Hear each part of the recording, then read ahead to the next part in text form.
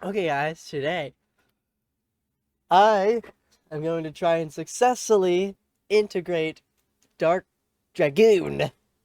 You heard me right, Dark Dragoon into my toon deck. So let's go over to the Dragoon deck, the Toon Dragoon.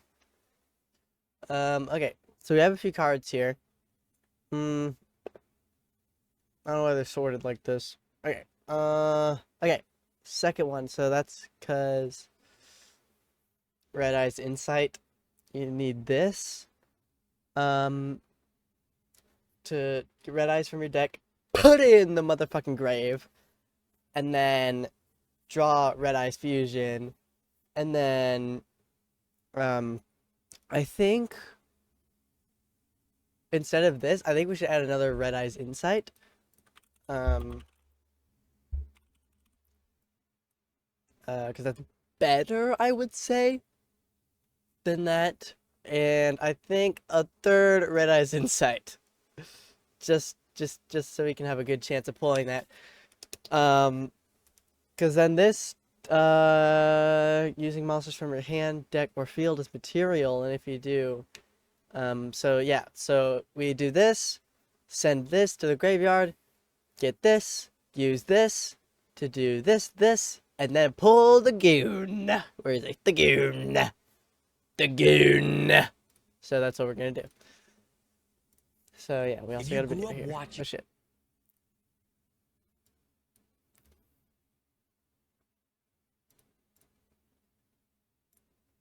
There we go. If you grew up watching Yu-Gi-Oh, there are 3 cards that live in your brain rent-free. 3 cards that made you feel like the whole show just stopped.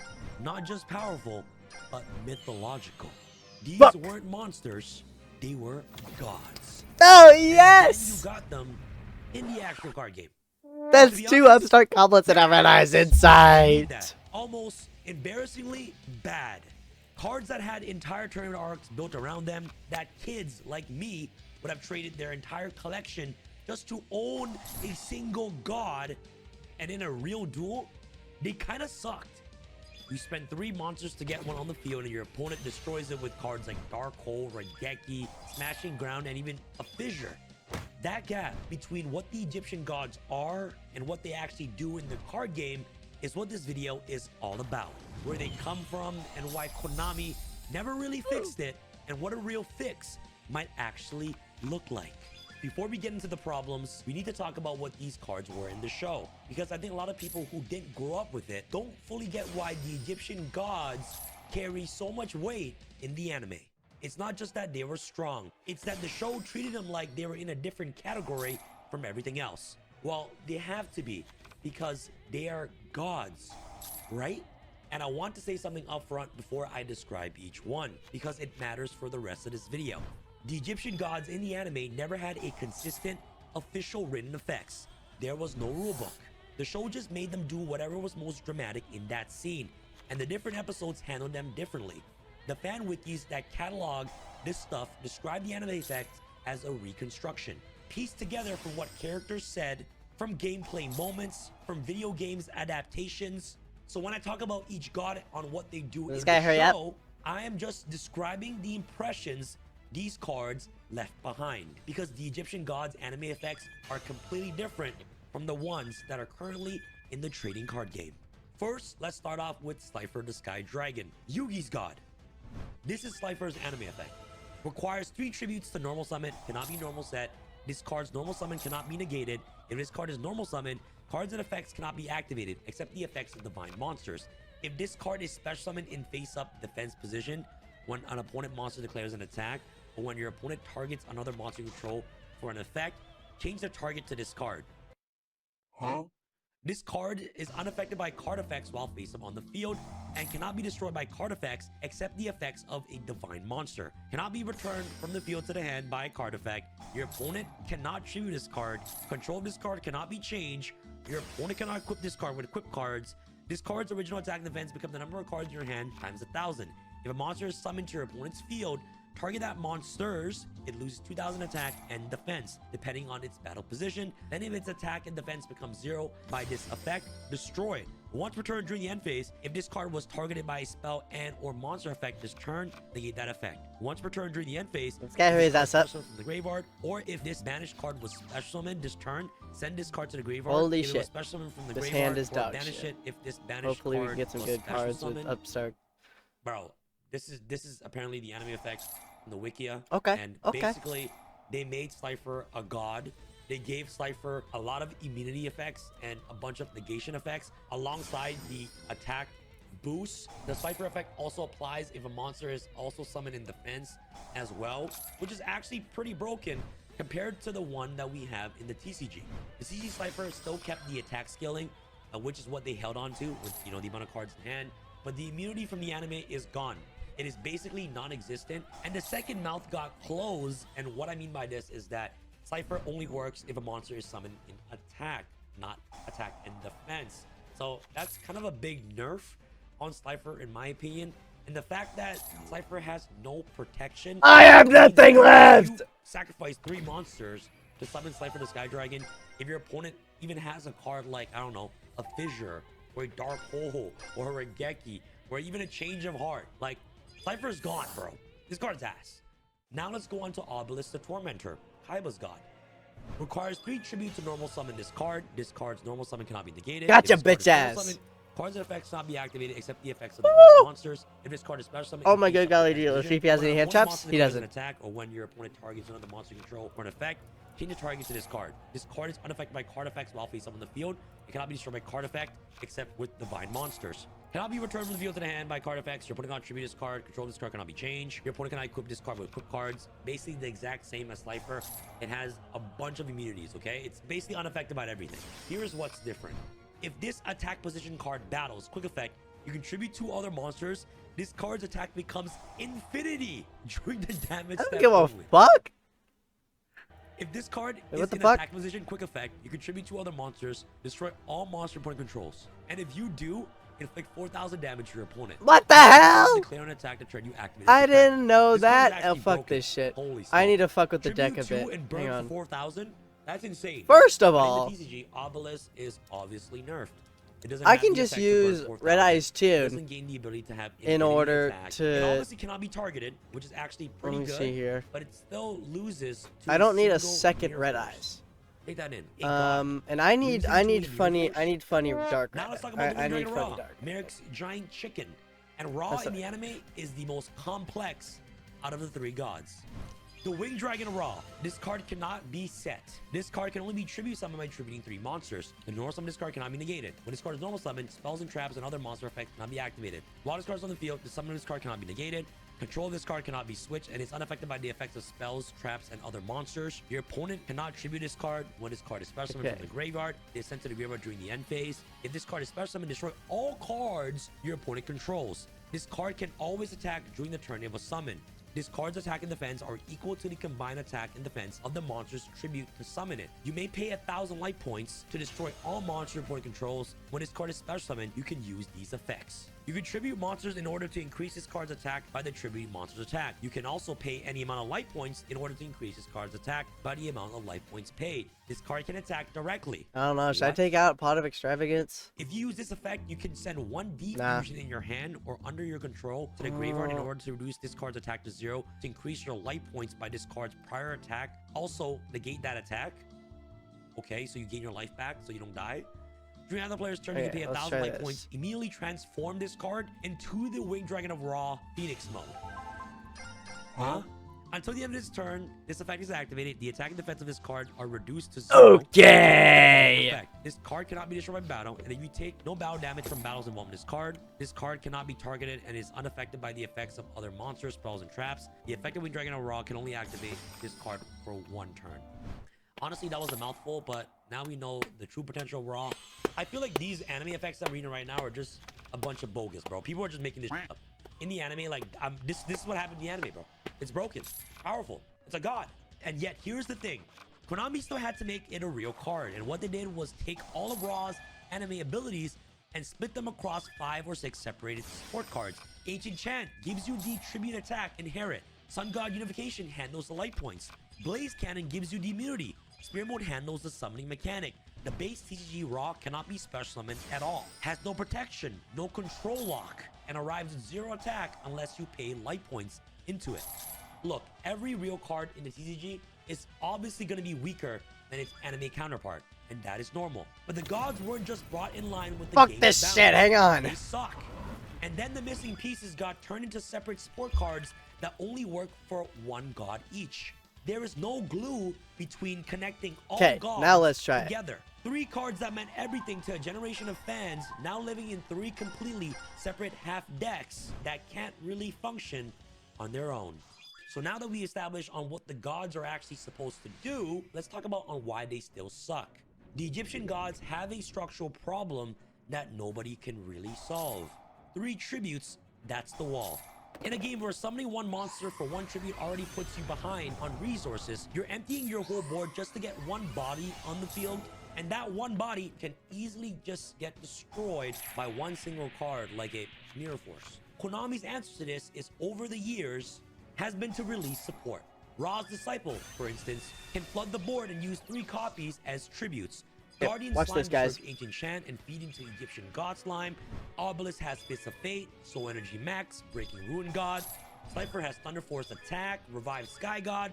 The problem is that none of them work together. The most support that a god has gotten is probably Ra, and it's hardly a complete engine as well. There is not a single card in the entire Egyptian God catalog that works for all 3. You can argue that Egyptian God Slime can be used to, help tribute summon any of the gods. Soul Crossing is pretty good among the 3 gods. But you guys get what I mean, right? Like, there's nothing tying them together. And the other thing I want to say is, because I know someone's going to bring it up, Sam, why don't they just make a new Obelisk or a new Slifer or a new Ra? And you know what? Konami does that sometimes. They retrain something that's old. A new Obelisk with a simpler summoning condition and some negation effect, staple on, that sounds good and might be competitive. But to be honest, I think that's not what the community wants. People want Obelisk, the actual one from the show, in a deck that can actually function. And to me, that's a much harder problem, but it is the right one to solve. So I started thinking on what a real fix might actually look like. Not a new god with broken effects, not only a support card that helps 1 god, but something that makes all 3 Egyptian gods work together. All 3 gods existing support.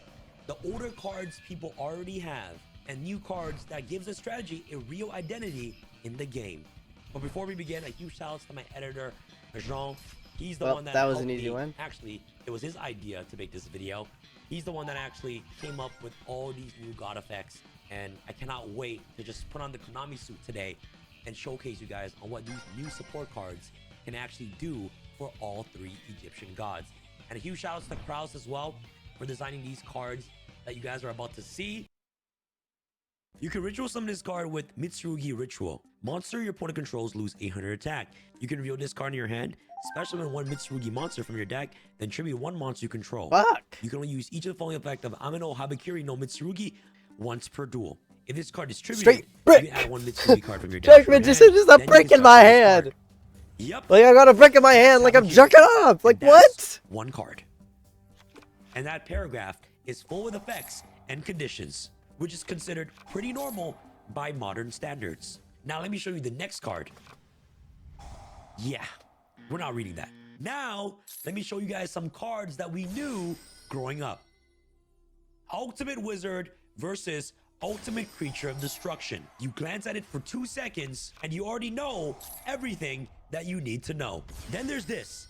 This is what a Yu-Gi-Oh! Field used to look like.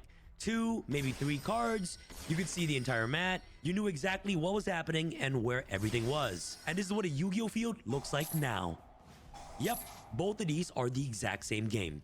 So a couple weeks ago, I posted a video about a grandpa who broke the Yu-Gi-Oh! Championships with Exodia. If you haven't seen it, go watch it. And in the comments, someone wrote, "This game has become more complicated than my calculus class." Yeah, a grandpa who won the match with Exodia. And one of the top comments wasn't even about the win. It was about how wild and complicated Yu-Gi-Oh! Has become. And that's what today's video is all about how we actually got here. Yep, that's me. You're probably wondering how I ended up in this situation. Right, I know this get you. question gets asked constantly. You've seen Reddit threads. You've been About that to person in a bite his shop ass with holding a this card shit, your man. opponent About to activated electrocute and the fuck squinting. out of his What monsters. the heck does this do? Like, son, you're Why about don't to you get explain this molested. to me like I'm 5? Where the game is right now, it is 25 years old. It has 6 different summoning mechanics, and in the right matchups, if you go first and draw well, your opponent genuinely might not get to play. They sit there and watch you build a board for 30 minutes. And on their turn, every card they activate gets told no before they can even do anything. So how the heck did we get here? Did someone at Konami in 2002 look at a children's card game about Egyptian magic and think, yeah, in 20 years, a single turn might require a spreadsheet? The honest answer is kind of sad. It got here because of how it was originally built. Decisions made early and innocently that locked it into a path that it couldn't really escape from. Before we get into any of that though, I need to say something up front, because I think if we skip this entire argument falls apart. The original game was not good. Calm down. It was incredibly fun, and I say this as someone with very strong feelings about it. But balanced, fair, not even close. Yu-Gi-Oh was a mess, a lovable nostalgic mess that we all have enormous emotional attachment to because we were 10 years old and everything felt magical when we were 10. But pick up the game today with fresh eyes, you'd see the cracks immediately. Pot of Greed, draw 2 cards. That's the whole card. Just draw 2 cards for free in a game where cards are your main resources. It was obviously so broken that Konami had to ban it in 2005, and they have never touched it since. Not once in over 20 years. On the other hand, Graceful Charity lets you draw 3 cards and discards 2. Also banned, Delinquent Duo. You spend 1,000 light points and your opponent has to pitch 2 cards from their hand on I'm turn waiting 1 for before you they to even have a negate some chance shit. to do anything. I'm And then fucking there was the waiting. Yatagarasu lock, which is one of my favorite pieces in Yu-Gi-Oh's history because it involved being completely destroyed by a tiny bird. But on its own, it wasn't really a problem. The combo was Chaos Emperor Dragon, a monster that when activated, nuked both players' hands and field at once. The trick was keeping a Sangan on the field once Chaos Emperor Dragon resolves. So when Sangan gets sent to the graveyard, you can add Yatagarasu directly from your deck into your hand, normal summon it, and this is where the most devastating Yatalock begins. And what this does is that when Yatagarasu deals damage, your opponent skips the draw phase. So what happens when your opponent has no cards on the field, no cards in hand, and Yatagarasu just openly attacks every single turn? Yes, you're in an infinite Yatalock, and you can't even draw your way out of it. My point is, the old game had first turn kills and unfair loops before the community even had a name for the concept. The nostalgia is real, but that doesn't mean the problems weren't. The thing I want to push back on is the idea that complexity is what changed. Because even Fuck when the you, old fella! game was Like, son, broken, I can't you do could anything still now. follow what was happening. You Oh, could I can. still easily read the cards. Pick up any card Right, I can! in 2002. Read it. Summon Skull. 2,500 attack. 1,200 defense. 1 tribute. Simple. Mirror Force. When your Go. opponent monster attacks, destroy all your opponent's attack position monsters. Change of heart. Target You're one just monster a per controls. bitch! That's Take just control of it until the infinite end of the turn. negates! I am You nothing! didn't need to cross-reference anything or need any complex rulings to understand what these cards did. The brokenness back then was visible. You could see Pot of Greed resolve, you could see the Yatalock tightening in real time, and because you understood exactly on what's happening, Gotcha, there was bitch. at least a sense that you could have done something about it. It still felt like a game where 2 players are still playing against each other. Compare that to sitting across someone in modern Yu-Gi-Oh, where they play 1 card, chain off 30 effects, and by the time the dust settles, you're looking at a field you can't interact with. That's the actual shift. Things just didn't get more powerful. They got unreadable. That's what people mean when they say the game got too complicated. All right, so why? Because I genuinely don't think the answer is just Konami is greedy, or at least that's not the whole story. The game got complicated because of how it was originally designed. And there are 3 things in the design that made this all unavoidable from the start. Every other major card game has some version of a resource system. In Magic, you need lands to cast spells, and the more powerful the spell, the more lands you need to play first. Want to drop something game ending on turn 1? Well, you can't. It costs 7 mana but you only got one land. Pokemon uses energy cards. Hearthstone gives you mana crystals. The specific differs, but the idea is the same across all other major games. Powerful plays are gated behind something you have to accumulate over time. Yu-Gi-Oh! Just didn't do that. You draw 5 cards, and as long as you got the right cards in your hand, you can do things with them immediately. The whole game basically runs on card effects as their own currency. This sounds liberating, and in some ways it is, but it creates a specific headache for the people designing the cards. In Magic, if something is printed way too strong, the fix is simple. Charge more mana for it. There is a dial Son, main for phase that. 2. In Yu-Gi-Oh! That dial basically doesn't exist. So when Konami needs to rein in a powerful effect, the only place that restriction can live is inside the Yeah, card what's text. up, fella? I You didn't only use this expect you to effect get once on per today. turn. You've been You're ditching not me. getting on. I'm doing my math project. But I think you would like it though. Is it goon? Gooning in math? No? You might have to die, Jack. Okay. My bud. Well, that's one. Why is Mickey not getting on? He's playing Modern Yeah, he's Warfare playing 3. fucking Modern Warfare 3. Yeah, no fucking no. Both in hell right now. Ooh, I'm gonna act a damn fool.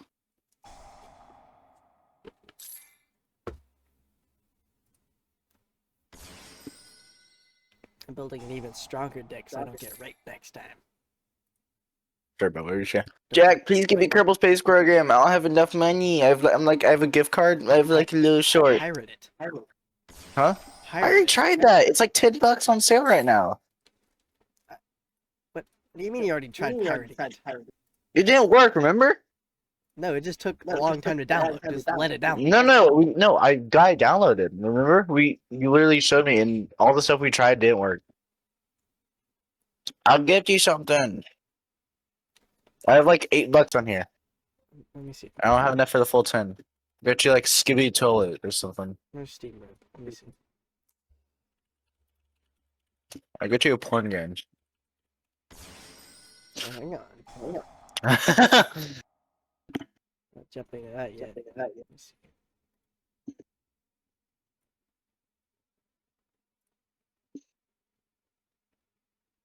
Okay, I'm gonna download Kerbal Space Program myself and see what it is. Bro, we haven't learned shit in networking, so today we had to actually do some shit, like networking shit, like on the computer, like simulations, and bro, nobody knew how to do that shit. We were all just goofing around. I'll get you my voice zoo. Wait, what? I'll get you my voice zoo. What the fuck is that? You have a zoo, and each animal, the noise it makes, you have to make I've yourself. seen that. Yeah, I've seen.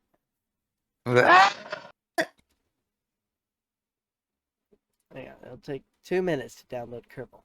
So hang on. What? It took me hours. Well, this is while I'm streaming, so that's even better. I'll get you a game about digging a hole. No. Peggle. Yukaza? I clicked under 5. Why is it $10? $20? People under 5 play it. Oh, I'll get you Aura hentai cards. What's a game? Real game, by the way. Hang on, let me see. And closing off of it. Aura hentai cards. Wow. Thank God I switched my stream cam off. Wow. Wow. What is this game even about? It's not even like a card game. Look, I'll get you your mother. Your mother. Is this what I think it is? No! What is this? It's a porn game? I don't think it's a porn game. Female protagonist, violent, mature. What? Might be some Doki Doki shit.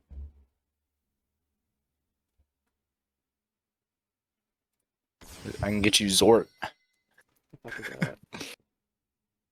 Zort. My mom texted me. What do you want, Mom? Oh, she was asking for opportunity. Okay. Yep. Ugh. Yeah, we were doing the most random shit in networking, bro. Like, bro, like, son. Like, And then, but Jaden like, was fucking on YouTube, like, playing, like, some TikTok, like, sad sounds, like, Bart Simpson edit-ass music.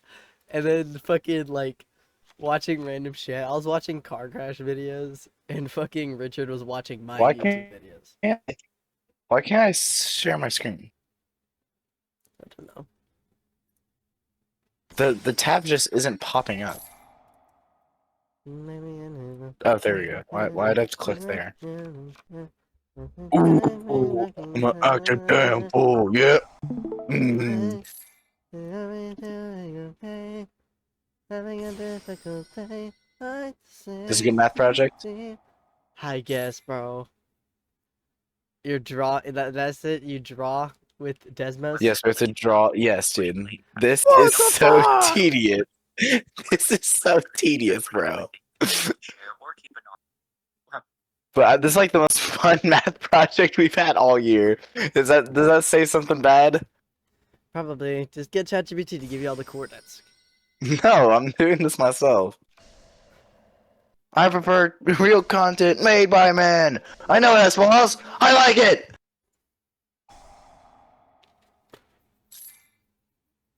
Open up Opera right here. No.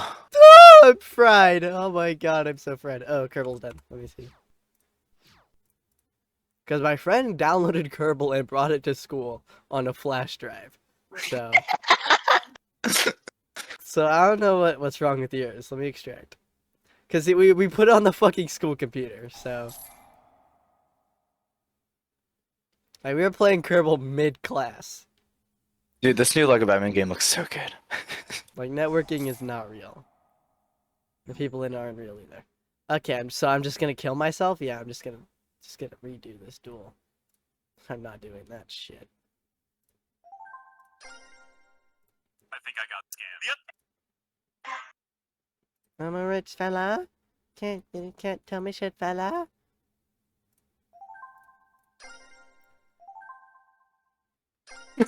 Jack, look at my story. My mom said this is pathetic. Not my newest one. Look at my newest one. Is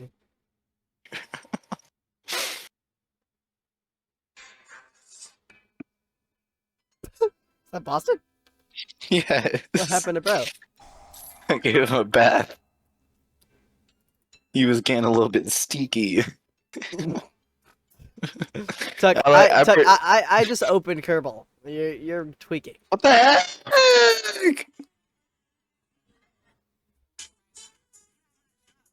Let me see if I can send over the compressed file. Nope, way too big. Yep. Take me far away, anywhere, anyway. This is gonna be fun. I wanted to put that on my soundboard so I can play it while we play Helldivers. Welcome to the kill. Welcome to the kill count. Gotta love you, James. Welcome to the Jason. Goon Count. Yeah. Ooh, that should be the next one. When they run out of horror movies. They start raining hentai. Every like thing is like a nut. Mm-hmm. Had a goon on average every 3.1 minutes. We're gonna tally give up all the that- favorite goons in your favorite hentai. I'll give the golden vibrator too. I'll give the golden fleshlight to this guy for busting 5 nuts on one girl.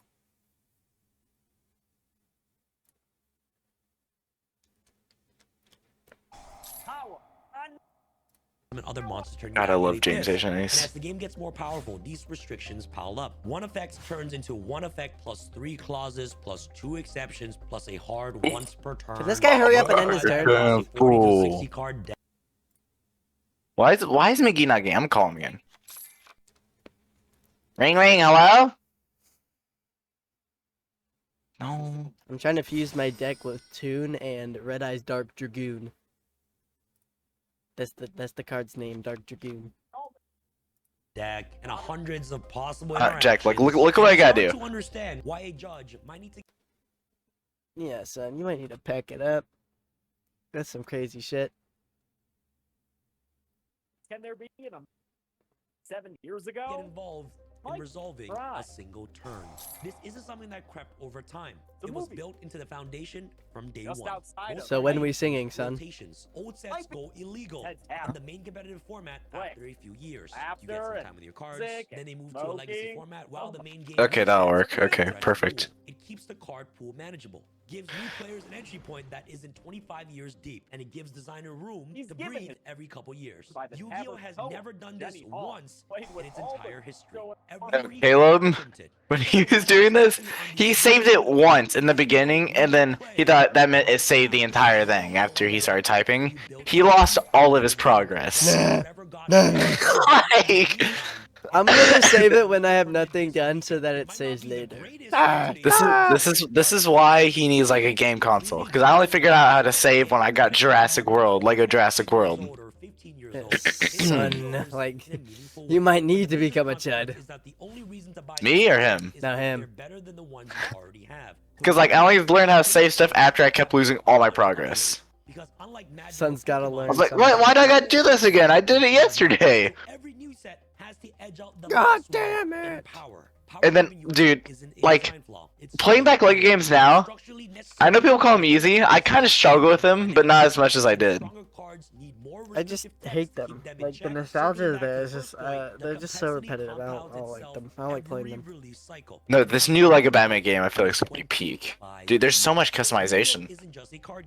It's a franchise, and there's always been Not only do you get the bat suit, then there's separate color things for him. From the previous one, some new hook that makes the duels look fresh on screen and gives the writers something to build storylines around. No, today was so light. I was doing this on the computer math, and then I had another computer open that I also signed into, watching YouTube while I was doing this. The writers needed to give their characters something to do. They invented synchro summoning, and because they put it into the anime, Konami had to put it in the real card game. Like the sad. two have always moved together. Then Zaxxel came along and needed XZs.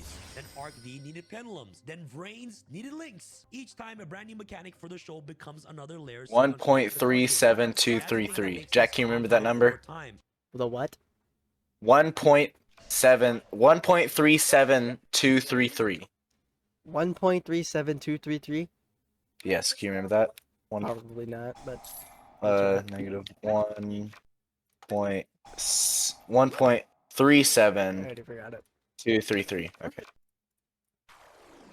I already forgot it. I forget. Herbert. Oh god, that's my deck. Hanging around you, just Monica, just Monica, just Monica, just Monica, just Monica, just Monica, just Monica, just Monica. Just not the type he's looking for. Hey, you're doing okay. I'm having a difficult day. I'd say you seem pretty lonely. What's the thing about the when they met? Such and such if it's feeling blue, so I don't say sorry. Hanging around you, just Monica, just Monica, just Monica, just Monica, just Monica, just Monica, just Monica, just Monica. Gotcha, bitch. Is that none of them ever actually replaced what comes before. They just joined in. The modern game contains every summoning mechanic ever invented across every Yu-Gi-Oh anime series, all simultaneously legal, all capable of interacting with each other in ways no individual designer could have fully mapped out when they were adding the latest one. The newest series, Go Rush, runs a simplified format called Rush Duels, where the rules are stripped way back. And I think that tells you something where things stand. That's Konami accepting that the main game, advanced format, can't really be walked back, and quietly building a second, easier version on the side. With all that in mind, then let's walk through what actually happened, era by era, because each one follows roughly the same shape. New mechanic drops, part of the community melts down, the outrage eventually fades, and then the next one drops. And each era has its own flavor of different community meltdown that is worth looking at. When 5Ds dropped synchros, the forums lit up. You had threads on Pojo, GameFAQs, YouTube comments, all some version of the same thing. They ruined it. This isn't Yu-Gi-Oh anymore. I'm done. And if you've been around this community for any amount of time, you already know exactly how this sounds. Because the exact same thing got said when Xyz dropped, and when Pendulum drops, and when Lynx dropped. Every single time, without fail, a portion of the community declared the game dead. Looking back at it though, synchros were genuinely the cleanest mechanic they've ever added. I love synchros. You put a tuner monster and some non-tuners on the field. How about no? Math, and out it comes. It rewarded thinking a turn ahead and knowing your deck. To me, that was pretty cool and rewarding. And what synchros did, and this matters in the long term, was change what the extra deck was for. Before synchros, your extra deck was basically a closet for polymerization. You kept fusion monsters in there. If you have polymerization, you can get access to one of your cool fusions in your extra deck. Or if you have cards like instant fusion or metamorphosis, you can get access You to cards pussy! like Galvanize. But after synchros, in my opinion, the extra deck became a focal point. Your main deck is now a machine without needing the requirement of polymerization, whose job was to get the right monsters out of your extra deck. Everything that's happened in the game since is built on the same principle. Xyz arrived 3 years later, and yeah, it got the same energy that synchros got. New things drop, community loses its mind, they ruined it. And you know the drill by now. But looking back, Xyz was actually a pretty natural next step.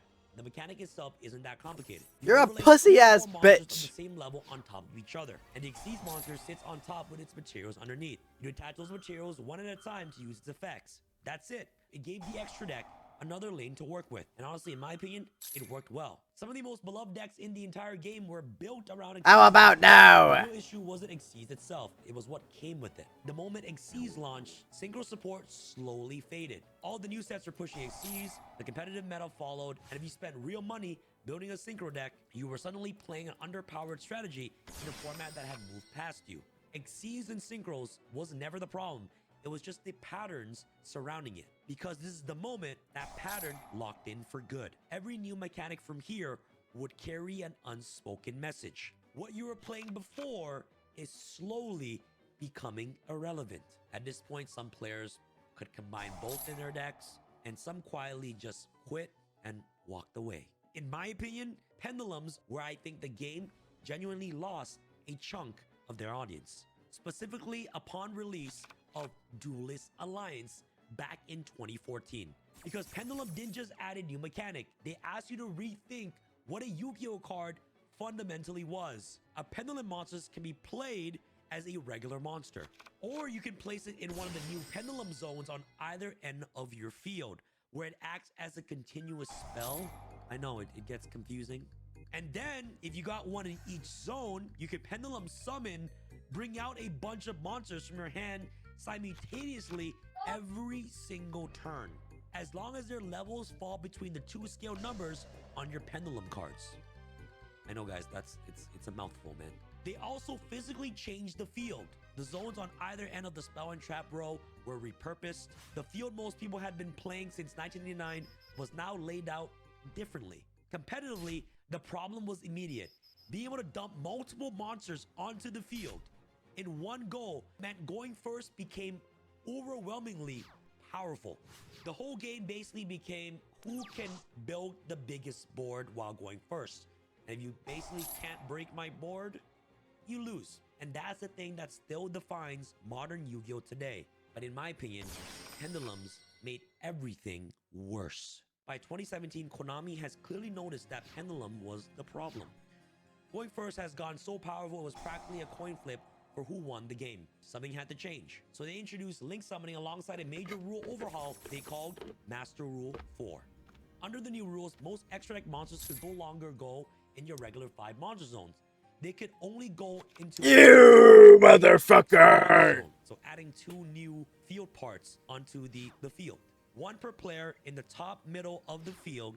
To place more than 1 extra deck monster, you would require a Son, you're fried! You would have to have directional arrows on them pointing at I have not adjacent once zones. summoned Dark Dragoon. Those arrows would unlock the neighboring zones for your extra Son of a use. bitch! To be honest, guys, even making this script and just reading that sounds confusing for new players. Like, I could understand why Yu-Gi-Oh is just so confusing, because like, what the F did I just mention? Like, if you're watching this video and you're like, yo, Sam, What the heck are you talking about? The goal of link summoning was to limit how crowded boards could get, cap how many powerful monsters you could have out simultaneously, slow down first turns, and make room for actual back and forth gameplay. That was the purpose of link monsters.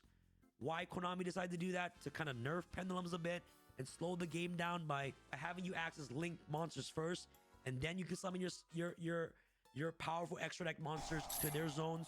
You get where I'm going here? But what actually happened was that players figured out how to chain link summons together in a way that opened up basically every zone anyway. The boards actually didn't get smaller with all the resources that we have accumulated with pendulum monsters, with synchro monsters, with Xyz monsters, and no set rotations, and basically having access to every card in the game aside from the ones on the Forbidden and Limited list.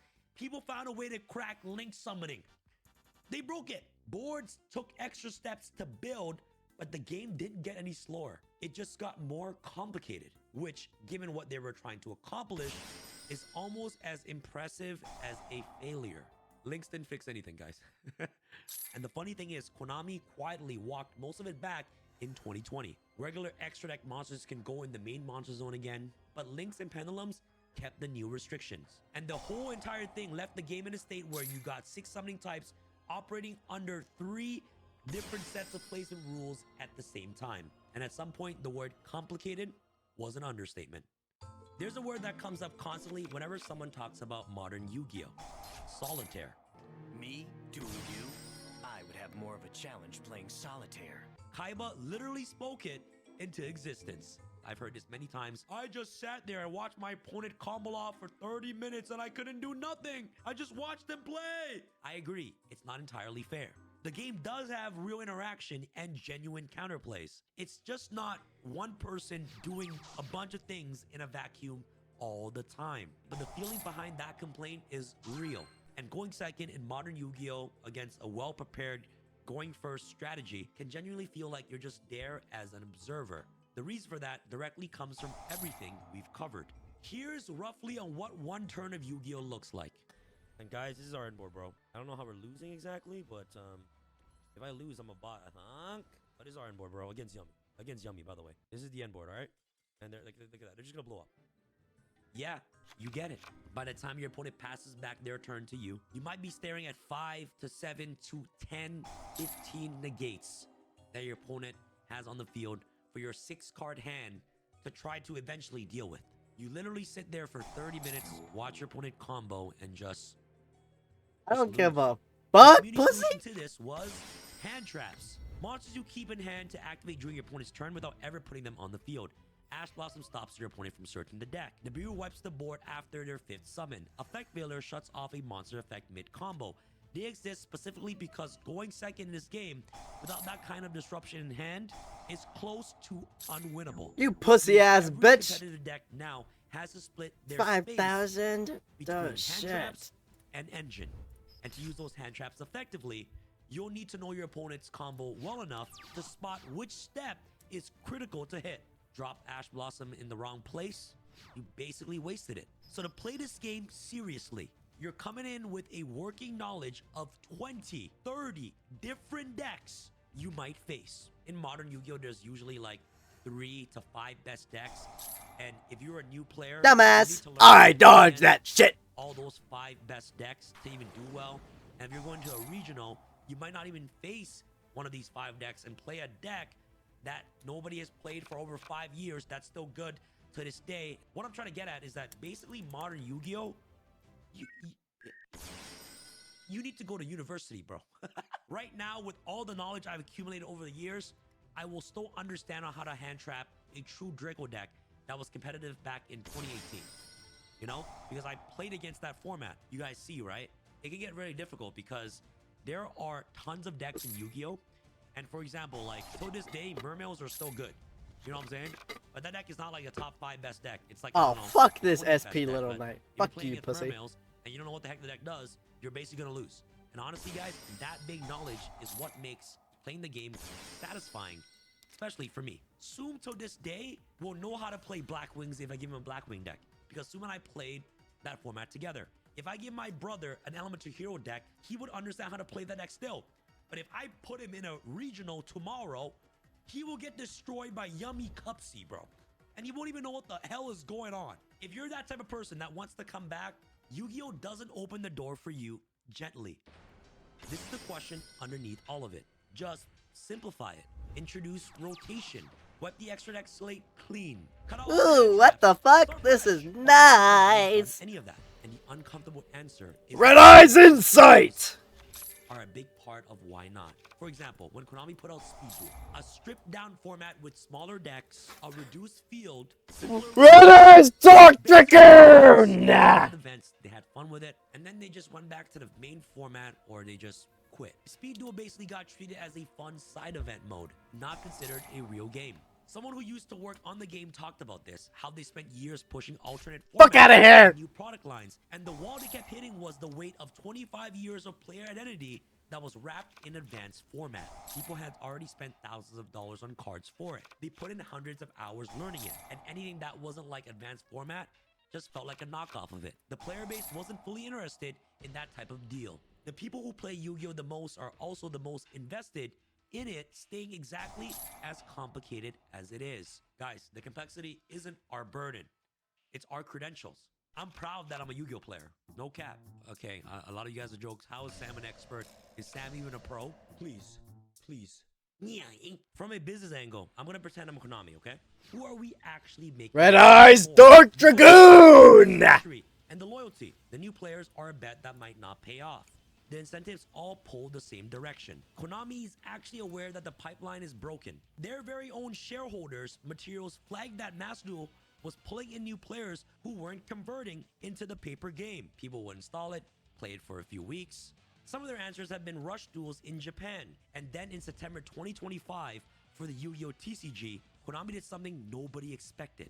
They announced Genesis format, a fully supported alternate format where links and pendulums are banned outright. The old field layout comes back and the ban list gets thrown out entirely. And instead of restricting cards by banning them, you use a point system when building your deck. The game looks at a glance a lot closer to what most people remembered. They ran Genesis events at YCS tournaments through late 2025, and the first full YCS with Genesis as the main event happened in Virginia in February 2026. And that's not nothing. The Dark Konami Dragoon built a Toon format deck. quietly, and they definitely have heard all these conversations about how the game has become so complicated. All in all, even with Genesis, advanced format is still the most popular. Genesis format exists alongside it, not instead of it, which tells you everything about the bind. You that Konami is in. fucking They can build a bitch. gazillion formats for the people who got left behind.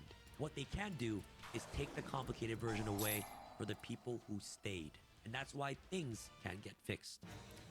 So when did Yu-Gi-Oh become so complicated? It was complicated in 2008 if you'd only know the original game. Very complicated by 2014 if synchros and Xyz were your whole world. And it became what it is today through 25 years of individuality, reasonable decisions that stacked on each other into something that, viewed all at once from the outside, looks almost impenetrable. A manaless game that can't stop Get the fuck printing more powerful cards. Hooked to an anime that keeps demanding new mechanics with every layer preserved on top of the last. Hundreds of thousands of people love the game at its current state. People who get real satisfaction out of learning a combo sequence until it's second nature. Who feel the click of calling the right negate at the right moment. Who comes into a match knowing your opponent's deck inside and out. That's a legitimate and deep relationship with the game, and the people who have it aren't wrong for having it.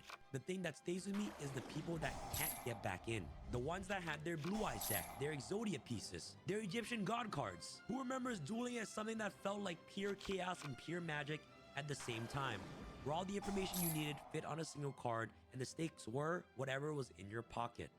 Bind by a rubber band. Isn't that crazy? Y'all remember those days with your decks in your pocket with a rubber band around it? That's me.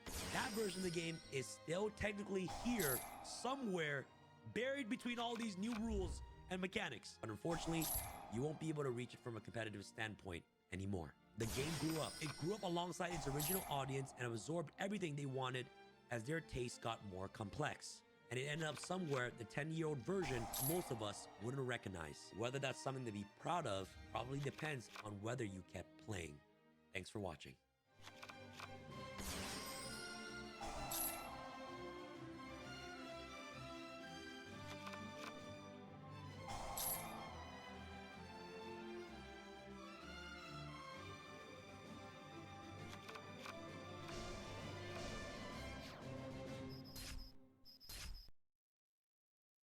Oh, that was There are fucking decks you insane. bring to win, and then there's Exodia. I've assembled all 5 special cards, all 5 pieces of the puzzle.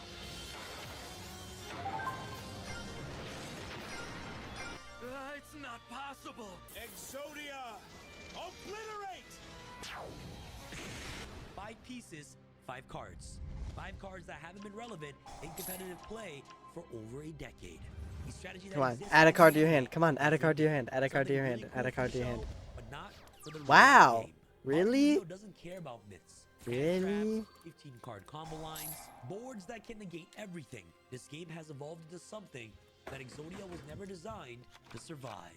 And yet, at a Yu-Gi-Oh Championship Series, cameras rolling, crowd watching, commentators live, someone assembled all 5 pieces of Exodia.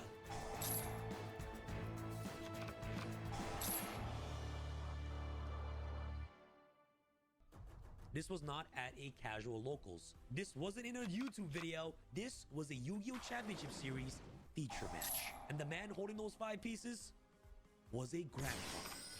Grandpa, I'm home. And I see you've brought company. Did anything interesting happen this weekend? Well, I did summon Exodia at YCS Indy. Other than that, not much happened. So this is Jeffrey Leonard. And honestly, Jeff has a great story. He didn't grow up grinding this game. He got into it because of his son. His kid was into Yu-Gi-Oh! Jeff started playing with him, and somewhere along the way, it just clicked. He Dumbass. definitely fell in love with it. But the way Jeff plays is pretty much different from everyone else in the competitive scene. While other players are studying the meta and learning optimal combo lines, like myself, Jeff is drawn to the mean stuff. The decks that make people uncomfortable. Hold on. He was interested in the strategies that just mess with the flow of the game that nobody was prepared for. For a while, Jeff was known for running You bitch. Mind. Fuck Lava Golem, pussy! A kill spell so oppressive that Konami just banned it outright. And when that happened, Jeff didn't just pick up a meta deck. He started Boom, playing boom, boom. Exodia. Bitch, I don't give a fuck! Shout out to Jeff, man. Now, and this Ah! is important. Let's talk about who Jeff is actually playing against. Sitting across from him is Justin Singh. Justin is a legit competitive player. Multiple Yu-Gi-Oh! Championship Series tops. I need something lower Highest level of the than season. this He's not the kind of guy bitch! who shows up to a YCS hoping to run well. He's the kind of guy who shows up expecting to make a deep run because he's done it before. And he's on Tier Elements, which at this point in the format is one of the strongest decks in the game. So just to put this in perspective, Jeff, a grandpa running Exodia, is sitting down across from one of the better players at the Yu-Gi-Oh! He's gonna kill me if I don't get this shit off my field. Of the format, playing on stream, live at a feature match table. Jeff did not stumble across a soft matchup. This is just I have to get this off my field. he's playing against. And he's playing Tier Elements.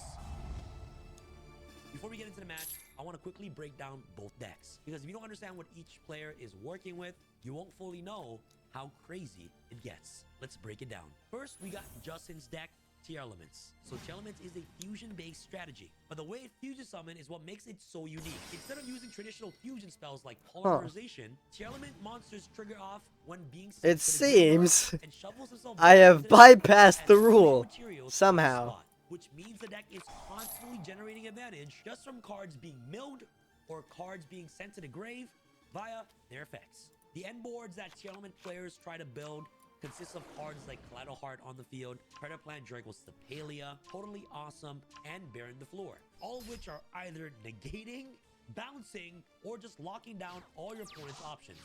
Negates, Like, and son, negates. you're not winning! Here's what makes this deck absolutely crazy. This deck plays during your turn. Oh fuck no. Oh fuck no. What do I do? What can I do? Tier Elements can trigger and fusion Get the fuck summon outta here. during either player's turn. Get that That's shit out of here! always having to play around their effects. Take into perspective. You're not this putting is a shit on full my time field. that This is Konami my had fucking to field, manage pussy. their combo piece, which is Tier Element hit Kalos. And the deck was still powerful afterwards, even with the banning of Kid Kalos. That's how powerful the Tier Element engine is. As long as you get access to a fusion summon, Tier Elements are broken. And Justin knows his deck inside and out. There is absolutely no fluke of him sitting on a future match table. Now let's talk about Grandpa's deck. The goal is simple. Get all 5 pieces I don't give a into your fuck. hand and instantly win on the very first turn. And of course, just like the anime, if you guys do not know what Exodia does, if you assemble all 5 pieces of Exodia, you win the duel. And when a lot of people hear Exodia, they picture the old school version. 1 day a piece, Power Duality, Swift Scarecrow, Jar of Greed, just slowly drawing cards and hoping you get there before your opponent kills you. Also, fun fact, did you know that this type of Exodia deck, the ones with Duality, Jar of Greed, Swift Scarecrow, 1 day a piece, did top a Yu-Gi-Oh! World Championship, ladies and gentlemen. In 2012, Jarrell Pro Winston actually took this deck to Worlds and made it into the top 8. Pretty cool, right? But that version is just so far gone. Yu-Gi-Oh! Has gone so much faster than what it was in 2012. And in 2012, I was like, what, 15 years old? That was a long time ago, bro. I'm almost 30. Damn! The differences between then and now is that Jeff's version is not fair. It's way faster. Is he playing than the one in Exodia? 2012. Is that what he's doing right now? This is modern Exodia, turbocharged by the Link mechanic, and the whole combo starts off with one single card, Neospace Connector. When you normal summon Connector, it lets you access any Neospatian monster directly from your deck. Jeff is going for a Warrior Neospatian monster, which is Neospatian Aqua Dolphin, which lets you look at your opponent's hand and discards the monster that's going to stop you before you even start. And during this format, the card that kills this deck is Droll Lockbird. If your opponent has Droll, they can shut your entire combo down instantly, because this combo requires you to search multiple cards directly from your deck to your hand. So if your opponent has Droll Lockbird and you would a normal summon Connector and they have that Droll in the hand, since Connector summons Neospatian directly from the deck, you're going to be able to discard Droll directly to the graveyard. Aqua Dolphin lets Jeff seize the threat before he even attempts to even combo off. And once Connector resolves, the entire combo begins. From here, Jeff just needs 2 warrior monsters. As you guys can see, Neospace Connector is a warrior, and Aqua Dolphin is a warrior. And what happens once you have 2 warriors on the field during that time, you can easily link them off for Isolde, 2 Tales of the Noble Knights. And once Isolde touches the field, the game instantly ends. Jeff's plan is simple. 2 warrior monsters on field, get access to Isolde. Once Isolde resolves, you win the game with all 5 pieces of Exodia. This is not your typical grandfather's Exodia.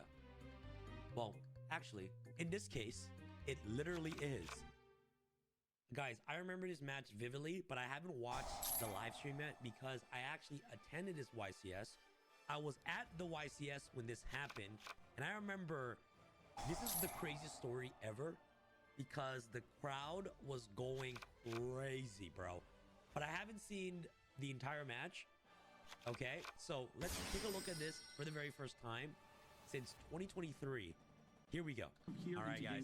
Soon we'll find out who won that all-important die roll. Who won the die roll, bro? And we have Tearlaments versus Exodia. Yo, guys, you hear that? Jeff said he'll go first.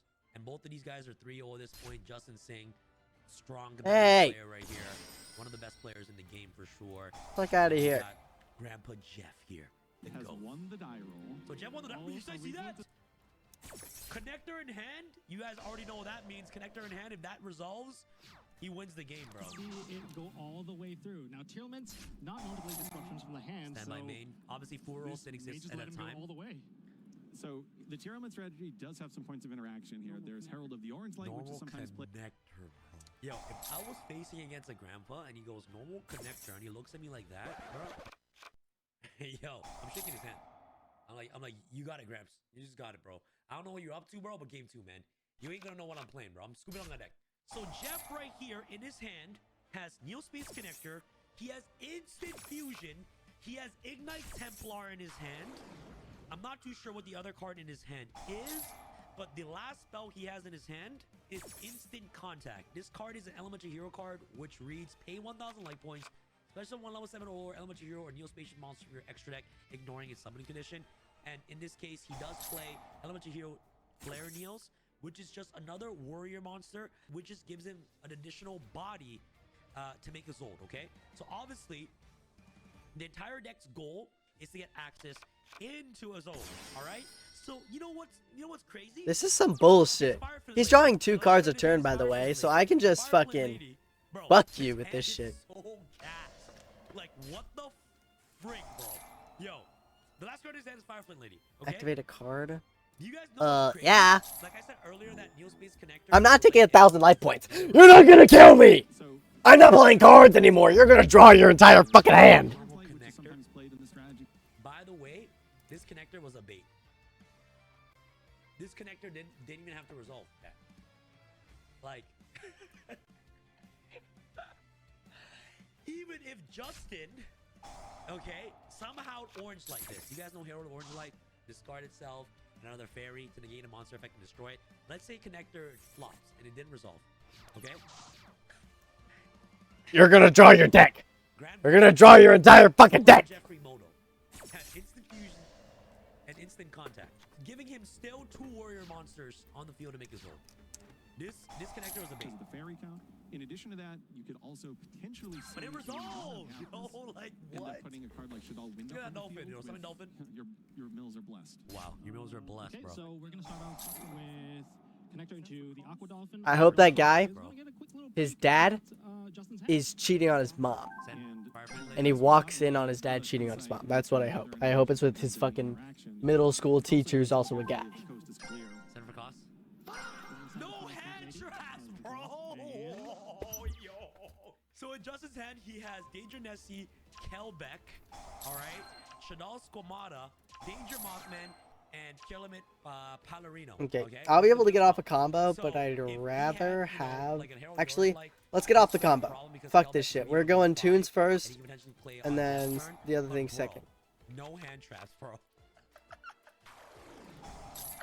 Yo, if Justin went first, Jeff was cooked, man. No cap. Like, wow. This is such a die roll matchup, bro. It's so hilarious. Okay? Although we know what Jeffrey is trying to accomplish, which is to assemble all 5 pieces of the Forbidden One in the opening turn, so it'll be interesting to see if Kelbeck can actually work as an interruption. He does have a Kelbeck. So we're gonna take 2 Okay. monsters, and we're gonna perform a link summon into Assault. First effect. Wow. So Assault is going to search. So, guys, the whole deck's main goal is summon Assault and you win. So typically you search a card. All right? Generally speaking, that's just going And to he's be going to search Templar. I think he has Gallon in hand. And, guys, remember... I can still do Templars this. use Templar's monster effect for the rest of the turn, but the thing about Ignites is that they're normal monsters, which they have no effects, but once you put them in scale, they become Pendulums, right? So that actually bypasses the zone, and you can use Templar's effect in scale. do with the first effect, and then of course now the second effect is going to put a monster on the field that will likely reveal exactly where Jeffrey's going to be going with this opening turn. So it's going to cost, he's going to send, of course, the Durandal. This deck is going to incorporate, And Durandal can summon as we're Runoff from the starting to deck. see it, a variety of fire warrior monsters. There's Ignites in here. There's, in addition to that, a variety of other warrior monsters. It seems as though Jeffrey's strategy is in some way, shape, or form based on the idea of putting 2 And then warriors you on the use field Kelbeck as here. fast as possible, as reliable as possible. And getting Wow. Assault. Okay. So, guys, so right here, what's happening is that Kelbeck has a special ability, okay? What Kelbeck does is that if a card is sent from the hand or deck to your opponent's graveyard, So you're you fried. can target one special summon monster your opponent controls, special summon this card from your hand, then return that monster to the hand. So if you be able to actually Dark complete that Dragoon! back to the hand, I am the goon. Azold sent Durandal to the graveyard to summon Ronald directly from the We deck. are going to see the Kelbeck activated because a card was sent from the deck to the graveyard. That's going to summon a Kelbeck and return the Assault back into the extra deck. It did. Yeah, but Did that you is just not okay do anything? because why? Jeff already has instant fusion, and he already has. He disconnected. instant contact in his That hand, so fucking he's idiot. gonna extend regardless. To assume he knows the path from this point, And with his of course, combo deck. Durandal will get added to the hand because of Ronald. And he's going to add back. I think Jeff's a little bit nervous though. Every individual play can really matter. So Jeff is going to equip Durandal to Ronald, and Durandal can pop itself to add a copy of Ignis Phoenix to Draco Slayer directly from next to hand. So it's broken. Decision making has to be altered a little bit. But right now, it should be more or less green light for Jeffrey. That's part of the combo, guys. He needs to get access to Ignis Phoenix, the Draco Slayer, directly from next to hand. And then he can activate Instant Fusion. Pay 1,000 life points. He can Dark summon Dragoon Draco Toon. extra deck. Move it. Then you can go Instant Contact to summon, of course, Flare Neels. So, guys, that connector Okay. never needed to resolve, bro. That connector was just bait. I could get off on a mean You can combo make another here. Isolde as well. He's brought out Elemental Hero Flare. You have another Isolde old. He just needs a Link 2 on the field. And then now he can place his scales here. So you can go, of course, Templar and the Ignis. That's definitely going to be the case. He has another pretty iconic one in there too. Dark player. And he can activate Templar effect in scale to pop the Ignis Heat here, which gets to add, of course, the Gallant directly from deck, or like, you know, or the Crusader. Yep, he searches Crusader, and then Ignis Phoenix will get a trigger. And if you guys do not know what Ignis Phoenix does, this card right here. Yep, you thought you could stump me, but you ain't stumping shit, fella. You ain't stumping shit, fella. You ain't stumping shit. So whenever it gets popped, in this case, Templar pops it, it basically You ain't like stumping a tour shit. guide into a Gallant directly from the deck, and that card will be treated as a tuner. And then he can summon Gallant directly from the deck. This card's a tuner. This card's a level 6 plus a level 1 Renaud. Renaud is not a tuner, by the way, because it wasn't summoned by its own effect. And then he gets to summon this card right here. This card is called Symphonic Warrior Rocks. And what this card does, this card is special summon. You can add one face-up Pendulum monster from your extra deck to your hand. So basically what he does is that, so if you guys did not notice, he searched Crusader earlier on during the turn, okay, which is a 2 scale. And Rocks basically lets him add back the missing scale from his extra deck. In this case, it will be a Templar, which is a 7 scale. Renaud might not be a tuner in this case. This becomes a tuner from. Oh, if it's summoned from the Ignister. Or the Ignis. Yeah, Gallant becomes a tuner if it summons off the Ignister's effect. Slayer does make it a tuner. We're all good. Rather. Or continuing. No, Jeff knows what he's doing. This is what happens when you get old.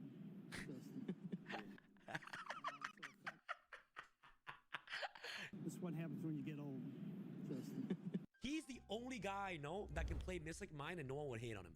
Like, he's actually the GOAT. That was actually jokes. Like, Justin's laughing. He's like... Yo, how did I miss this match, bro? That's hilarious. So, like I said, he can add Templar, which is the 7 scale. Now he has Crusader and the 7 scale. And now he's going to make, of course, I think, right here, Cross Cheap. No, Beyond the Pendulum. Beyond the Pendulum. Beyond the Pendulum, this card can search... the missing combo piece, which is going to be Harmonizing Magician, I believe. Yes, sir. Jeffrey knows exactly how he was going to be able to perform a pendulum. And then he can complete his scales right now. Scale 7, scale 2. And now he can pendulum summon his entire hand. And now he's lit.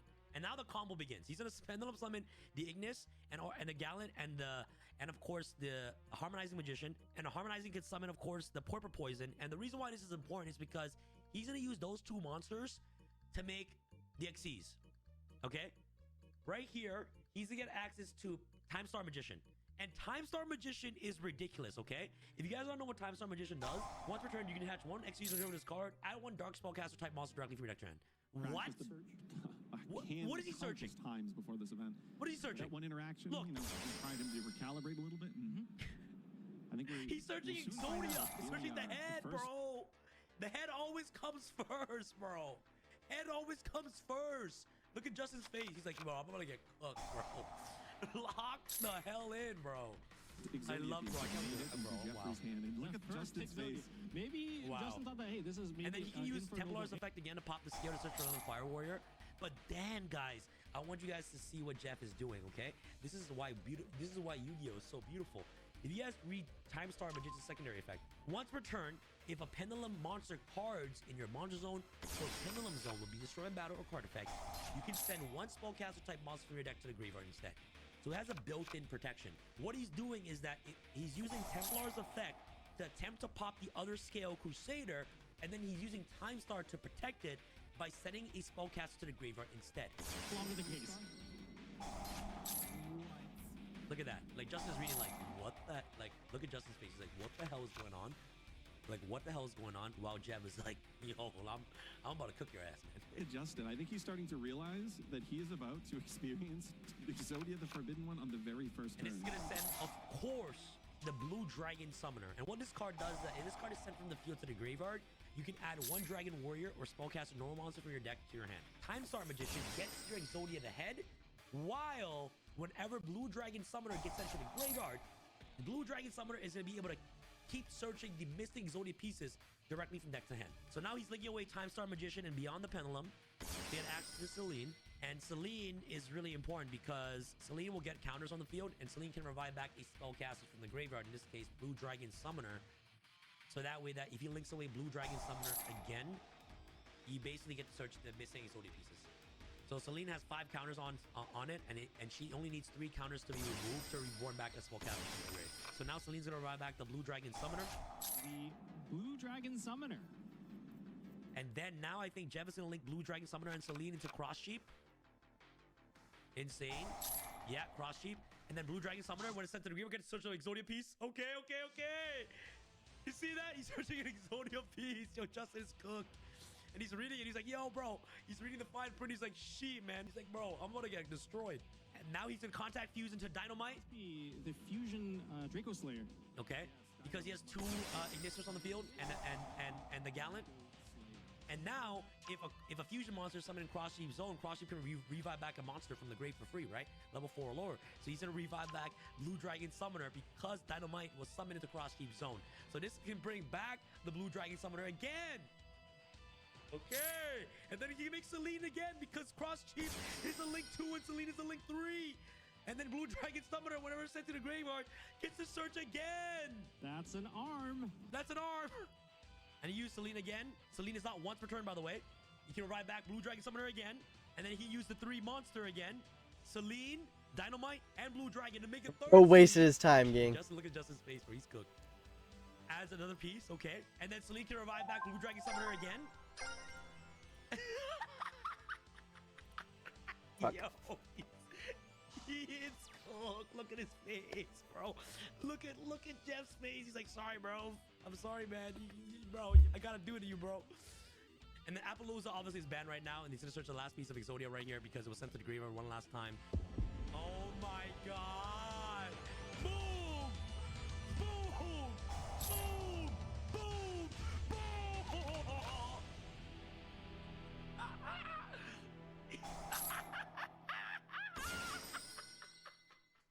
I was at this YCS, but I wasn't able to see that match because I was dueling, bro. Like I was in my match, fam. You know what I'm saying? But that's actually insane. It's amazing. So now it's game 2, bro. Both of these decks do one thing and one thing only. The FTK going first. Well, Exodia literally first turn kills you. But Justin's deck designs to put up so many negates and disruptions that doesn't allow you to actually play the game of Yu-Gi-Oh! Whatsoever. And obviously, Jeff doesn't have any disruptions at this point because you can see by Justin's end board during game number 2. His end board consists of Draco Stapelia, SP Little Knight, Kaleido Heart, and also the Sprint right here, right? And SP Little Knight is actually really good against his deck because once a Zold gets summoned, Justin can just chain SP Little Knight on his Zold. That just removes the Link 2 body completely, and it won't be able to actually bring out another warrior monster because it's no longer on the field, right? So SP literally checks his Zold instantly. And the 2 back rolls right here, absolutely insane. There's a Solid face down as well, which is scary. So SP Little Knight, fuck Yoda. Okay, and even though Jeff How had about Dark Noodle more, Santa Claus. Hero elements crime. Santa Claus. Santa Claus come to town, and it has Santa Claus on the SP. 2 Santa Clauses have been taken out. Damn! And if you guys are probably wondering what's going on is that whenever a card is summoned while Justin controls a Chillement monster, Chillement Scream lets you mill the top 3 cards of your deck. In this case, he milled, a Chillement Kastira, and he also milled Squamata, which is going to let him mill essentially 4 cards, to the, and then Javis is going to scoop. Because at this point, like, he still had Kaleido Heart and also Draco Stapelia. I think looking at Justin's hand, he had double Santa Claus, Dark Ruler, and Exodia piece. He just didn't have any good starters, you know what I'm saying? Like, he didn't have Connector.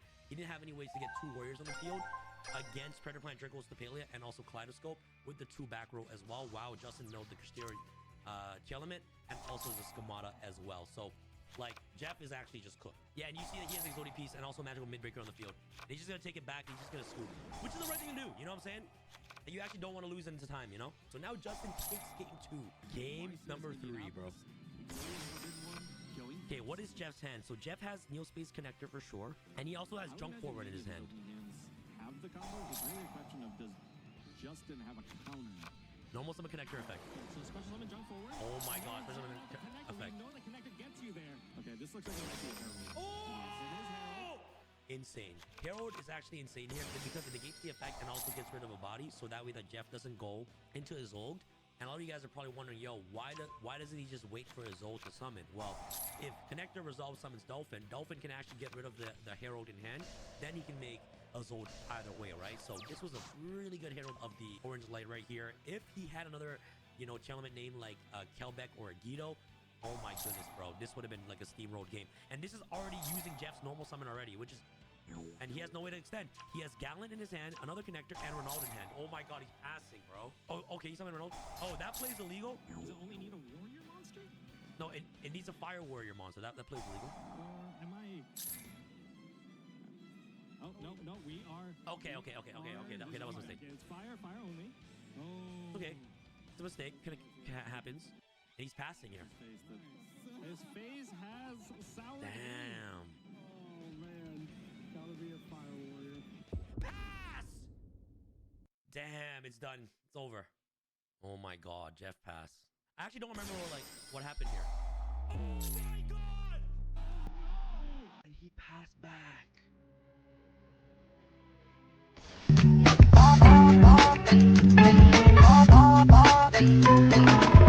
Yeah. My granny called, she said, Travis, you work too hard. Don't worry, you forget about me. I'm falling in and out of cuz, don't worry, I'ma get it, granny. What happened? Now my daddy happy. Mama called me up, that money coming, and she let me out his hating. You guys probably wondering, yo, how is this card starting his deck? Well, Hero, when it's summoned, gets to dump any fairy monster directly from the deck or extra deck to the grave. So in this case, he could dump a Guido or Kelbeck to start milling 5. This was his only starter. He said 1 and he passed. That buys Jeffrey another turn to try again. And he has a new... And he has Connector in his hand, bro. This is Yu-Gi-Oh, bro. He needs to draw. He's so excited. Oh, he has to draw first. Look at Justin being like, you need to draw. Ash?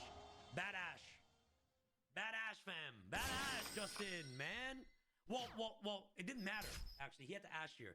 Because he's summoning Dolphin and he's losing Ash anyway. So, sorry, man. I'm correcting myself. That's a good Ash. He had to Ash there, but it didn't matter because you already have Connector and Junk Forward. There's no way. Yeah. All you had to do is Some get 2 warriors bitch. on the field, and when there's 2 warriors, you win the game. Get there. We got 50 minutes on the clock still available. That's plenty. Oh my god.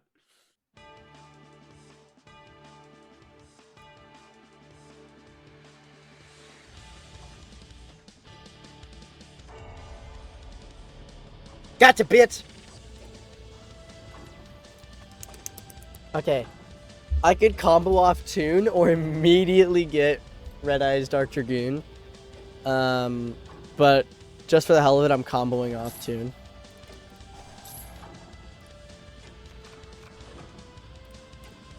Let's do this and that. Just get this just in case.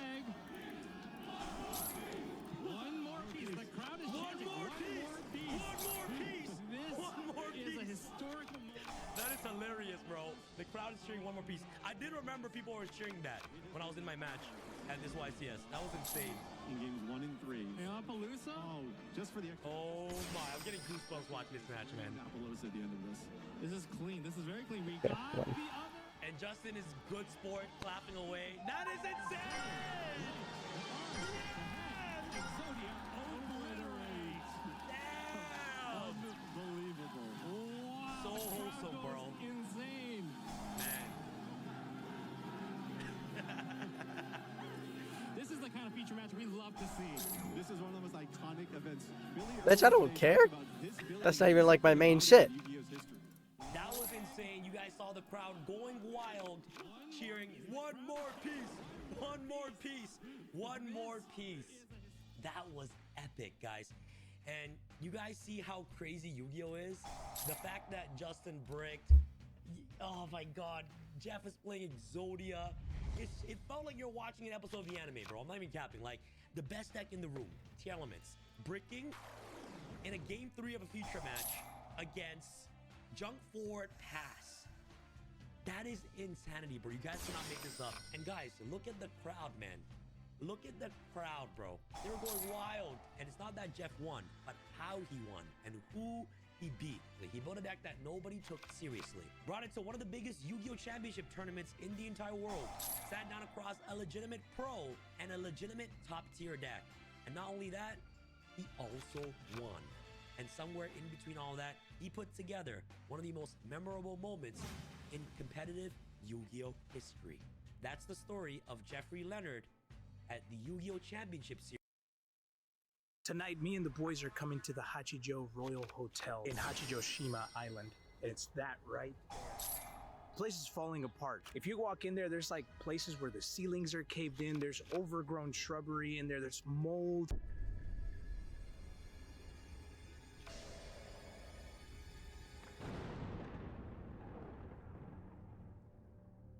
Welcome to another boys video. This one is probably one of the worst ones we've ever done. We've traveled a long way to get here. We had to get to this tiny island off the...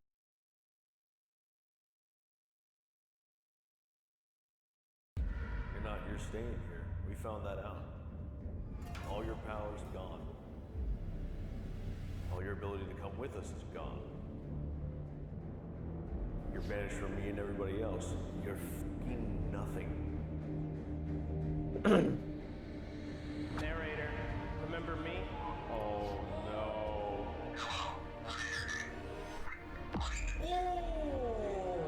I am smiling again. His face. Someone with a ponytail. What's up, bitch? Alright. Come here, Mr. Smiley. Oh, here we go. Saw like somebody frowning, but they're upside down. So smile. Lindsay.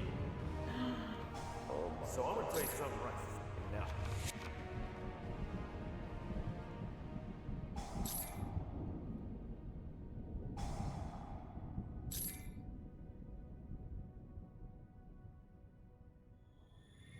How's it going, everybody? We are back at Geelong Jail after years of doing other paranormal investigations all over Australia. Come all on, over do the something. US. It's like an ash There's a lot blossom. of different Come on, do reasons why something. we're here. Number one, coincidences. It is the 75th anniversary. As a weird Get the fuck coincidence, out. we're here directly on that day. This is also the same spot where the Mr. Smiley arc started. Ow, what the hell? There's no way the bell just went off as you said that.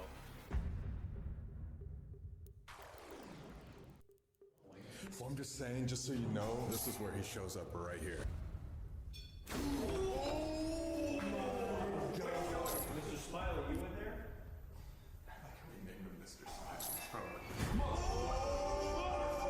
Did he bring it with him?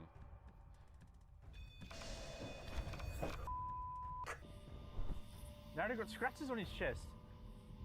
Wait, show us. Don't stress out, don't stress out. It's alright, try. Alright, hang on.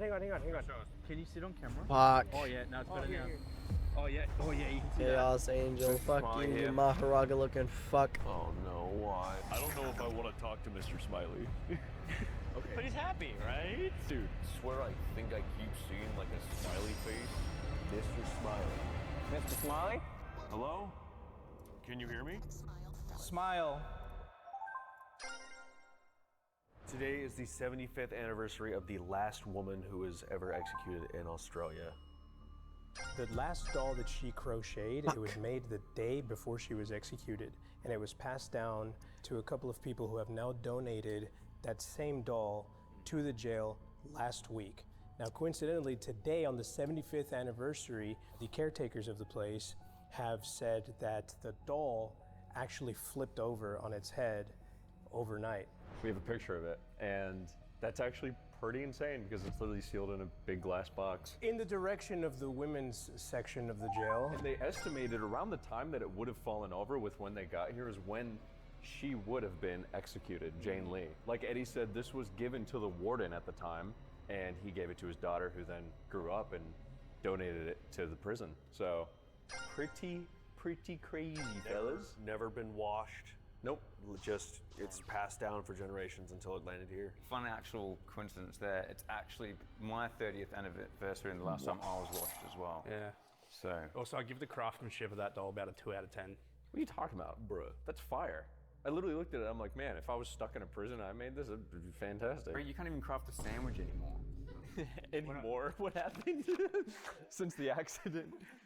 We've given you guys the full wrap up on everything you need to know, so we're gonna get straight into it tonight. Now, full disclosure, because you guys like to know this kind of information, the caretakers that are here tonight are staying in the very front of the entrance of the prison, and they are not gonna come in to the actual prison area that we're investigating without announcing themselves, so they don't disturb any of our investigations.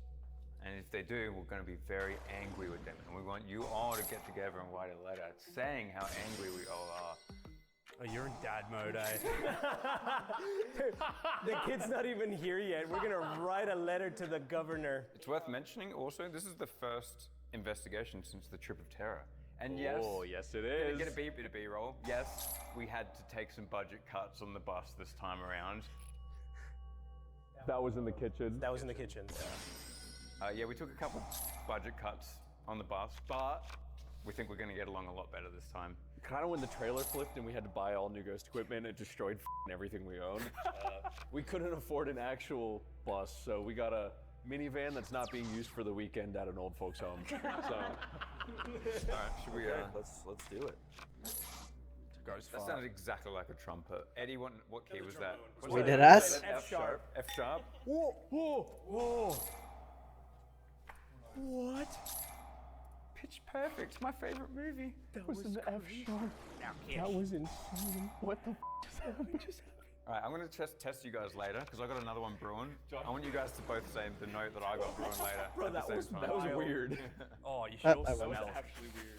It doesn't smell like an F Oh, sharp. it smells like shit. It smells like a beef sinky. Okay, so that is the temperature. And your lamp's going off. I'm getting a little blippy. But this is actually directly below the gallows. Look at that. Ooh, gallows. That's cool. Someone just got Gotcha, bitch. Well, they just died. Now, sorry to burst your bubble, bro, but it just got dark, so it's gonna get colder in here. Yeah, true. Now, if it gets colder again later, we just debunked it. Eddie just debunked it. Yeah, so I think it's really interesting with Jane Lee that literally pretty much the morning before she died, the last thing she did with her life was make this little figure and then give it to the prison officer, which would be the establishment sentencing her to death. And that was just like her last gesture, was giving the prison officer that was taking her to be hanged a little doll that she made, which is could it be cursed? Pretty grim.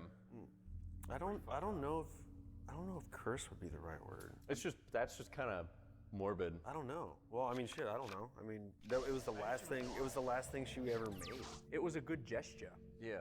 Well, they believe she was innocent and that Yeah. she only pled guilty to get out of being executed. Here's narrative with a voiceover of the crime that she committed. Jean Lee was convicted for the killing of William Kent, who was bound to a chair and tortured in an attempt to locate some hidden money.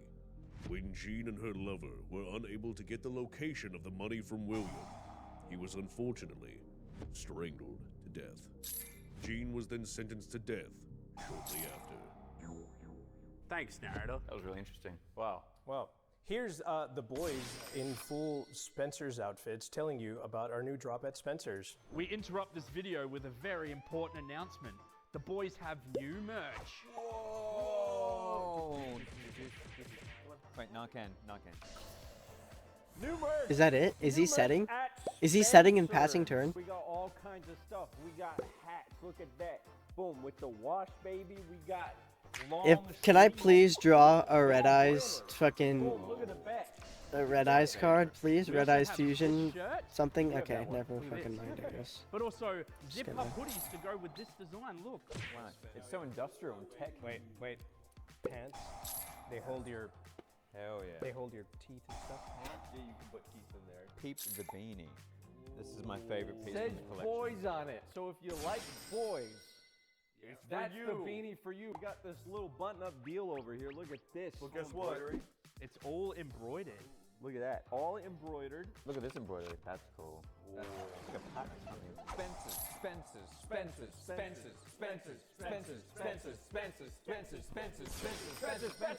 Also, look at this hoodie, dude. This is a very cool hoodie. Anyway, go to Spencer's right now. Goodbye. Hopefully that subliminally puts Spencer's in your head. Did you know that every guy that owns a Spencer store, his name is Spencer's? Thanks, Wow, boys. that was really good. Now, let's get into the investigation. Let's get the ghosts. Let's get spooky. All right.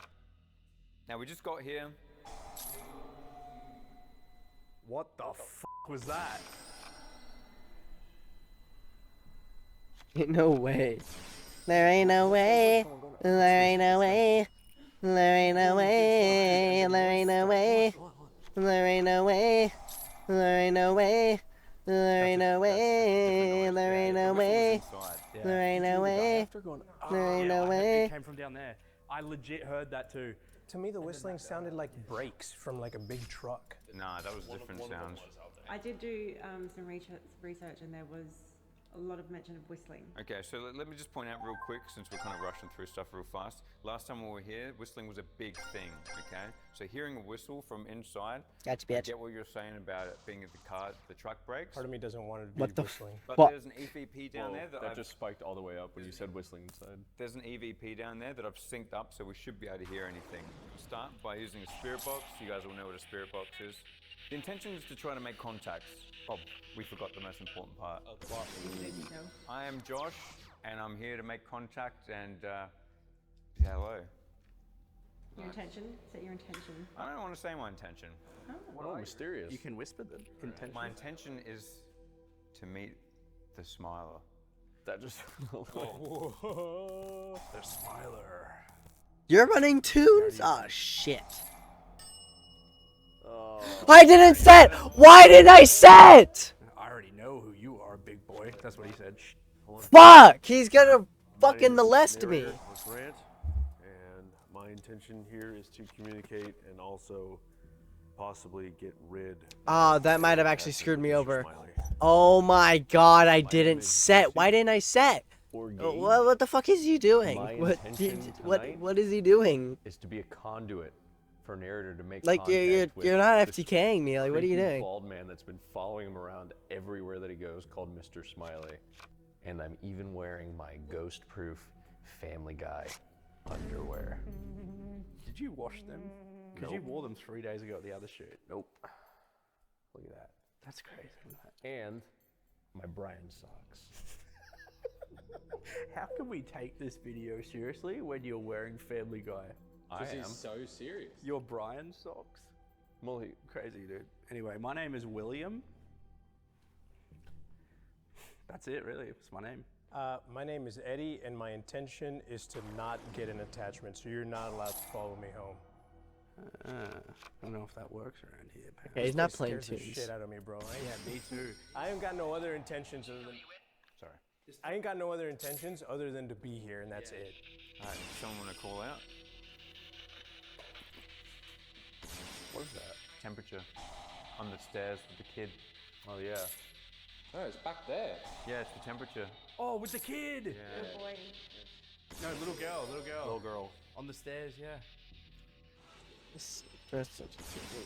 I don't want to say you're right. That Hanging was up around you, the just thing. Monica, Put the light just in. Monica, Yeah, it's just clear. Monica, It's right in the just middle. Monica, just Monica, just about time, Monica, she just Monica, Somebody- just the woman just said it's Monica. about time. Really? Is Jean here with the doll? Today's your 75th anniversary of your execution. Do you know that? I think she knows, bro. Or maybe she forgot. Who knows? How many anniversaries do you get up there left? You know what I mean? Is there anyone there listening to us right now? I was actually an idiot. How did I forget to set Solemn? I could have fucked his whole thing up. Yeah. Who is this? Eddie? I better get something, man. I heard Eddie. Something. I heard Eddie. Yeah. Eddie. Whoa. How am I this fried? How am I this fried? If there's a Miss Holy Jean Lee here brick. with us, I can you didn't give even us know a this clear fucking sign? deck could brick. One of the things I think is that maybe Jean isn't here because she didn't die here. No way. No way! Oh! No, but Oh, the good doll- quality. the doll is here, Yeah. But I think if that doll would just be a Bitch, small fuck you, I part don't of care. life. It's it not- could be the reason why it got moved around. It could have been something else that's here that's playing with it. We haven't gotten any responses from Jean or anyone saying that there's not really any good reason that she would be here. Right. It's just a doll. She could be attached to the doll. It could something else could have been messing with It the is doll. also the anniversary of her execution right now. I think if anything, like on anniversaries, it tends to make activity in general be a little bit more high. End your turn, pussy. Having the doll here, I think it's the perfect night to try and communicate in general, not just with her. Right. That's what I'd like to think Right. anyway. Yeah. Anything with a Is just it like that. No, it's not the staircase. Wait, where's that? I'm gonna take hella damage from this. Dude, we've had like the most But I should be able to activity kill in him. the kitchen. Yeah. Oh, it's coming from the hospital. From the hospital? From the infirmary. Upstairs. Interesting. All right, so we've had a couple temperature drops in like key locations now. Yeah. Should we try and communicate That- up in that cell up there? The most haunted cell. I think we should try to go up there for real. Yeah? Yeah. Hang on. Yeah, you guys both have to answer at the same time. No, fuck you. C sharp. Sharp. Well, we both said C. What are the odds? We did both say C. So I'm not convinced, but by the end of the night I will be. All right, continue. Yeah, we are in the women's wing of the prison right now. And I can't do anything. Really? No way. Well, I was literally about to say that a lot of people, even historians, feel that most of the women executed in Australia were done so kind of wrongly. Damn it, 'cause women nearly, didn't really fucking have a voice nearly. whatsoever Is that correct? in the system. Which I'm sure would piss somebody off. Were you murdered?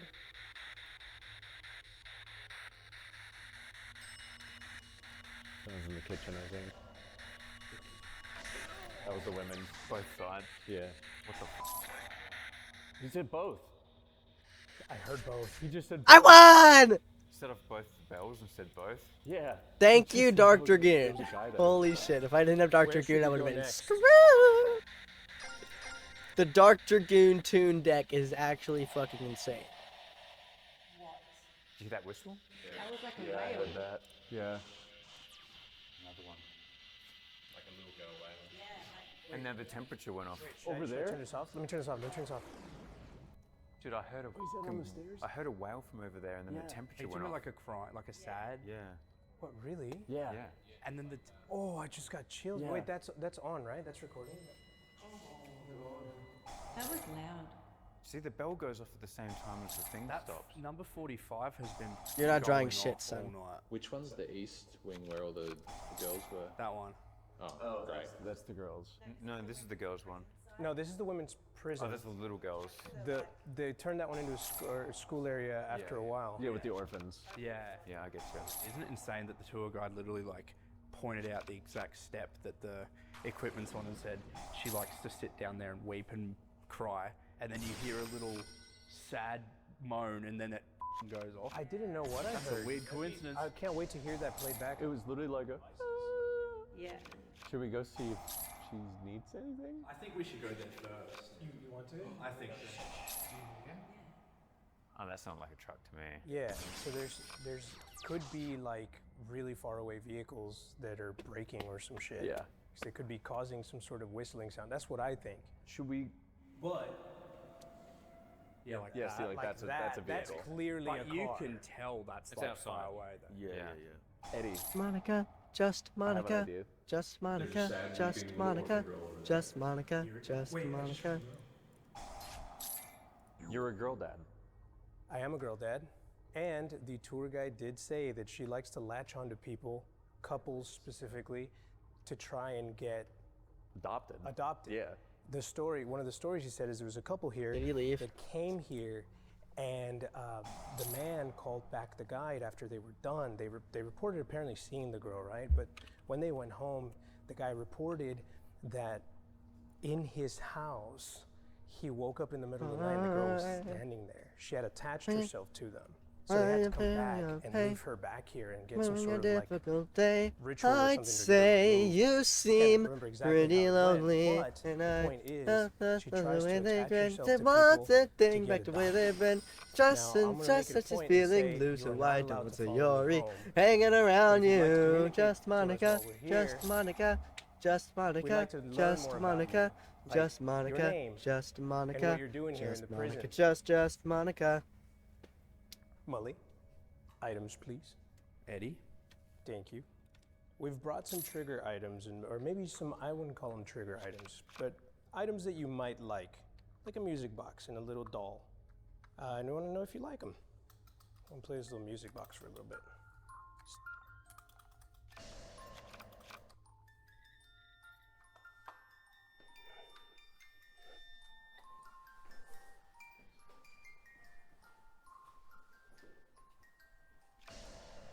It's really interesting. Anytime Is I he gonna learn attack? about like a child 'Cause he spirit can.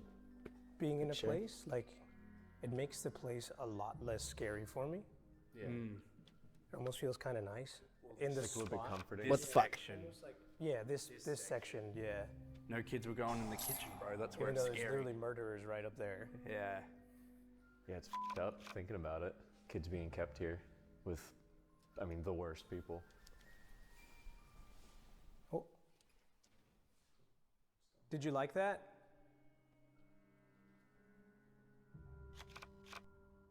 Are you still here? How has it been dead silent now? Yeah, now that we've come here, that hasn't gone off once. We can tell when you're coming up and down the stairs. Maybe she's watching us from afar. Yeah, maybe she's shy. Yeah. We're not here to cause any harm or to scare you. We just want to talk to you. Please come down the stairs and interact with us.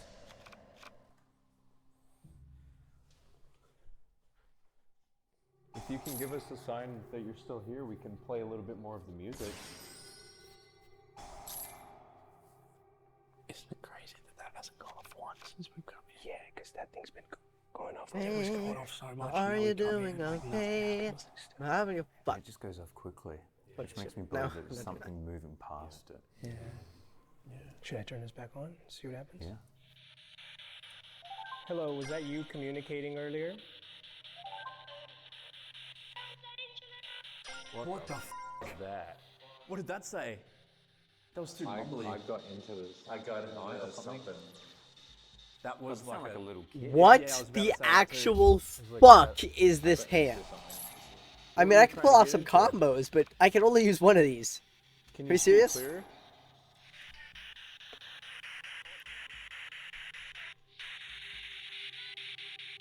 Again. Yeah, but it's like a little bit more quiet. I took it. I said I took it. What is it that you took? Was it you who tipped over the doll? Were you trying to play with it?